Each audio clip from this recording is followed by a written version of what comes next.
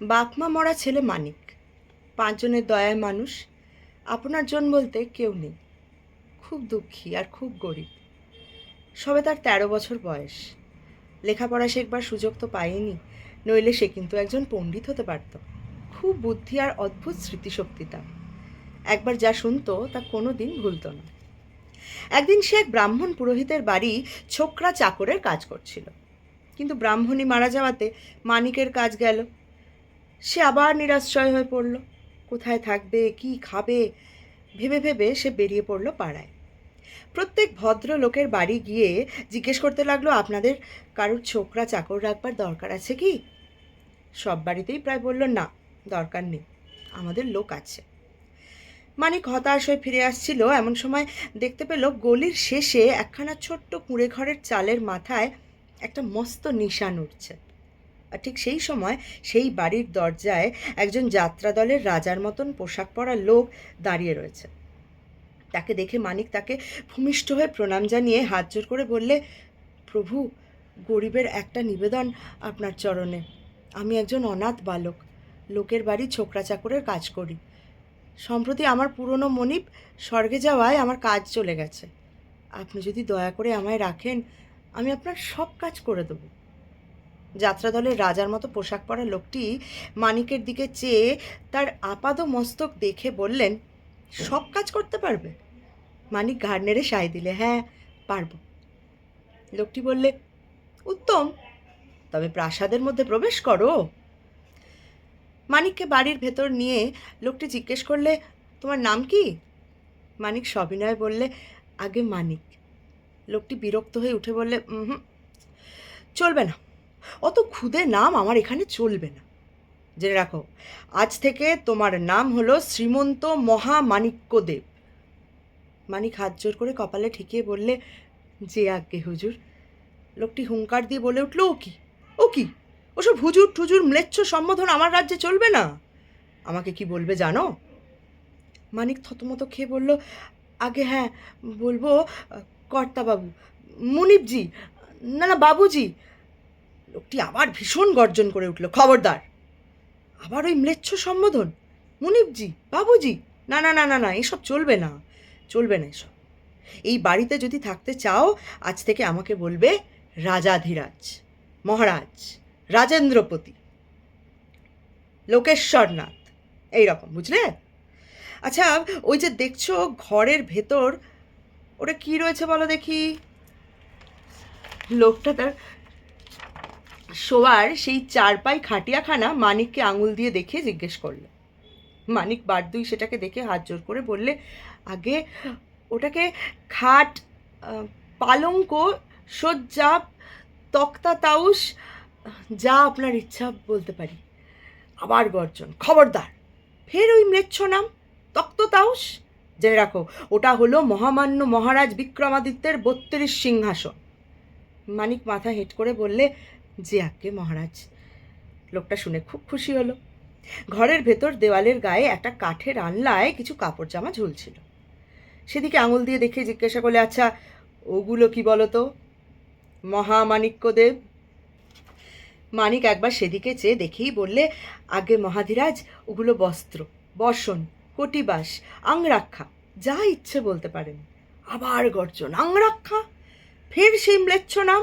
ওগুলোকে বলবে চীনাংশুক, পট্টবাস, উত্তরীয়, বা এক কথায় রাজবেশ, রাজকীয় পরিচ্ছদ।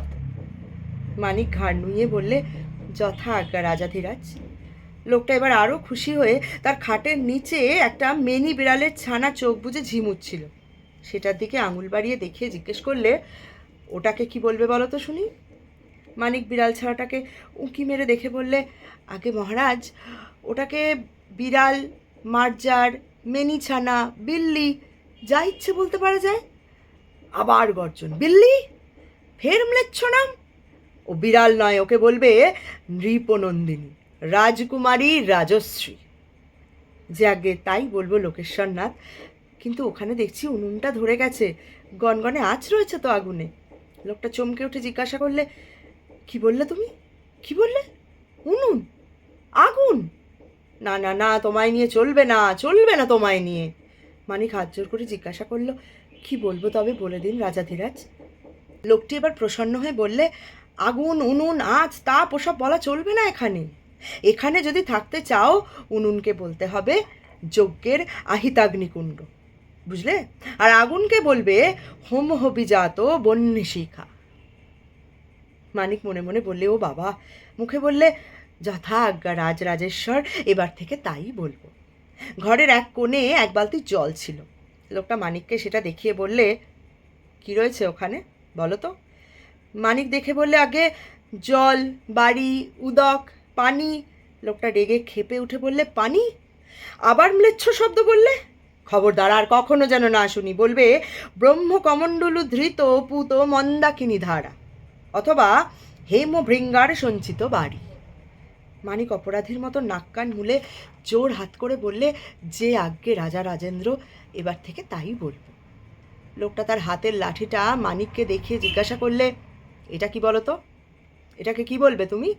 মানিক এবার একটু ভেবে বললে, আগে মহারাজ, ওটাকে লাঠি, যষ্টি, ডান্ডা, বাড়ি, যা খুশি আপনি বলতে পারেন। লোকটি বিরক্ত হয়ে বলল, মহামাণিক্য দেব, তুমি দেখছি মহামূর্খ। তুমি সাতকাণ্ড রামায়ণ শুনি এখনো বুঝতে পারলে না সীতাকার ভার্যা? এটা হলো দণ্ডমুণ্ডের বিধায়ক রাজ্যেশ্বরের রাজদণ্ড। রাজদণ্ড, বুঝলে? আচ্ছা, ওই যে ওখানে কাষ্ঠাধারের উপর একটি মৃত প্রদীপ রয়েছে দেখছো, ওটাকে কি বলবে? মানিক বললে, আগে ওটাকে দীপালোক, প্রদীপ শিখা, বাতি বা বিকট চিৎকারের চোটে মানিককে থামিয়ে দিয়ে লোকটি বললে, কি বললে তুমি? বাতি? আবার ম্লেচ্ছ শব্দ? না, তোমার দেখছি গর্দান নিতেই হবে। না না না, তোমাকে আমি শুলে চড়াবো। মানিকের মুখ তখন ভয়ে শুকিয়ে একেবারে আমসি হয়ে গেছে। হাত জোর করে কাঁপতে কাঁপতে বললে, মহারাজ ক্ষমা করুন, ভুল করে বলে ফেলেছি। আর কখনো আমার মুখে ম্লেচ্ছ শব্দ শুনতে পাবেন না। দয়া করে বলে দিন, কি বলবো? লোকটা শান্ত হয়ে বলবে বৈজয়ন্ত প্রাসাদের বৈদুর্যমণি দীপা। মানিক যুক্ত কর কপালে ঠেকিয়ে করুণ কণ্ঠে বললে, যে আজ্ঞে মহারাজাধিরাজ, আর এমন ভুল কখনোই হবে না। তখন লোকটার মুখ আবার প্রসন্ন হলো। মৃদু হেসে তার সেই চালাঘর কুটিরখানার চারদিকে হাত বাড়িয়ে দেখিয়ে বললে, এটাকে কি বলবে বলো দেখি? মানিক খুব ভালো করে চারিদিকে দেখে বললে, মহারাজ, একে আপনি বাড়ি, গৃহ, হর্ম, আবাস, কুটির, নিকেতন, যে কোনো কিছু একটা বলতে পারেন। মূর্খ! লোকটি বললে, একেবারে অজরামরাবৎ প্রাজ্ঞ দেখছি। ওরে নির্বোধ মহামাণিক্য, এটাই তো বৈজয়ন্তীর রাজপ্রাসাদ, মহারাজের দুর্ভেদ্য দুর্গ। মানিক এবার একেবারে হাঁটু গেড়ে লোকটির পা ছুঁয়ে বললে, জয় হোক মহারাজ, রাজরাজেশ্বরের জয় হোক। আপনারই শ্রী বৈজয়ন্ত রাজপ্রাসাদে আমার যেন চিরস্থায়ী বসবাসের সৌভাগ্য হয় লোকেশ্বর রাজ রাজেন্দ্র। লোকটি পুলকিত হয়ে বললে, তথাস্তু। তুমি যদি তোমার কার্যকুশলতা প্রদর্শন করতে পারো, তোমাকে আমি অচিরে আমার প্রধান অমাত্যের পদে নিয়োগ করব। কিন্তু মানিকের দুর্ভাগ্য তার সঙ্গে ফিরছে। সারা দিন বেশ ভালোই কাটলো। নিজের হাতে ইচ্ছে মতো রান্না করে দুবেলা খাওয়াও হলো ভালো। রাত্রে শয়নে পদ্ম না ভঞ্চ বলে মানিক আরামে শুয়ে পড়ল মহারাজের শয়নকক্ষের পাশের ঘরে একখানা মাদুর পেতে। ও ঘর থেকে রাজাধিরাজের নাক ডাকার শব্দ পেয়ে বুঝলো মহারাজ অঘরে ঘুমোচ্ছে। মানিকেরও দু চোখ বুজে এলো। গভীর নিদ্রা, চাকরি পেয়েছে, আজ সে নিশ্চিন্ত। তারপর হলো কি, তখন প্রায় অর্ধেক রাত। মিনি বেড়ালটার করুণ মিউ মিউ ডাকে মানিকের ঘুম ভেঙে গেল। চোখ মেলে দেখে ঘরে আগুন লেগেছে। তাড়াতাড়ি উঠে ছুটে পাশের ঘরে গিয়ে নাক ডাকিয়ে ঘুমোনো রাজা সাজা লোকটাকে ধাক্কা মেরে বিছানা থেকে তুলে হাঁপাতে হাঁপাতে মানিক ডেকে বললে, উঠুন উঠুন মহারাজ, রাজাধিরাজ, রাজেন্দ্রপতি, লোকেশ্বরনাথ, মহামান্য বিক্রমাদিত্যের 32 সিংহাসন যদি বাঁচাতে চান, এই বেলা গাত্রোৎপাটন করুন। যজ্ঞের আহিতাগ্নিকুণ্ডচ্যুত হোমহবিজাত বন্যশিখা লেলিখান জিহ্বা বিস্তার করেছে। গেল বুঝি আপনার চীনাংশুক পট্টবাস উত্তরীয়াদি রাজকীয় পরিচ্ছদ ভস্মীভূত হলো। উঠুন উঠুন। ওদিকে নৃপ নন্দিনী রাজকুমারী রাজশ্রী বহ্নিতাপের অরুদ্ধমানা শীঘ্র উঠে ব্রহ্মকমণ্ডলু ধৃতপুত মন্দাকিনী ধারা বা হেমভৃঙ্গার সঞ্চিত বাড়ি সিঞ্চনে যজ্ঞানলকে শান্ত করুন। আপনার দণ্ডমুণ্ডের বিধায়ক রাজদণ্ড ফটাফট শব্দে ফাটতে শুরু করেছে। বৈজয়ন্ত প্রাসাদের মণিদ্বীপ নির্বাপিত। মহারাজের দুর্ভেদ্য দুর্গ রাজপ্রাসাদ ভস্মীভূত হলো বলে আমি পালাচ্ছি। আপনি পালান মহারাজ। মানিক পালিয়ে এসে কিছুক্ষণ পরে পিছু ফিরে দেখলে আফিমের নেশায় বুঁদ মহারাজের ভূতে পাওয়া লোকটার কুঁড়ে ঘরখানা দাউ দাউ করে জ্বলছে। মানিকের মনে কষ্ট হলো। আহা, পাগল, লোকটা কিন্তু ভালোই ছিল।